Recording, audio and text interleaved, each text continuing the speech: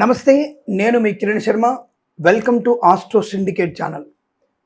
కృష్ణవేణి గారు కామెంట్ చేశారు. నమస్కారం గురుగారు, మా ఇంట్లో వాళ్ళని నాకు నా భర్త పిల్లలకి శాపనార్థాలు పెడుతున్నారు. ఆడబిడ్డకి భర్త చనిపోయారు. ఆవిడ మా తోటి కోడలు కలిసి మా ఎదుగుదలని డైజెస్ట్ చేసుకోలేకపోతున్నారు. వాళ్ళ నోటి వాక్కు వల్ల మేము చాలా వెనుకబడిపోతున్నామే అనిపిస్తుంది. అప్పులు కూడా ఎక్కువ అవుతున్నాయి. చాలా విషయాల్లో మా తోటి కోడలు అనే మాటలు జరుగుతున్నాయి.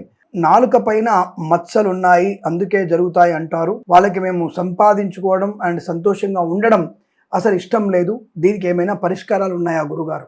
ఎస్, తప్పకుండా ఉంటాయమ్మా.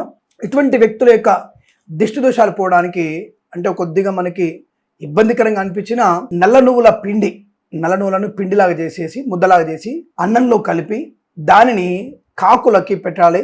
అలాగే మన ఇంటి ముందు రోడ్డు పైన కాస్త ముద్దగా చేసి అంటే పశుపక్షాదులకే పెట్టే ప్రయత్నం చేయడం ఒకటి.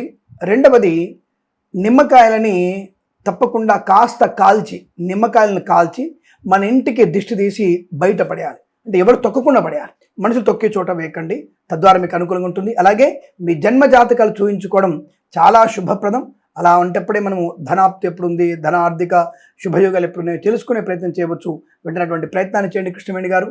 శుభమస్తు, అఖండ ఐశ్వర్యమస్తు, దోష నివారణ ప్రాప్తిరస్తు. నమస్కారం.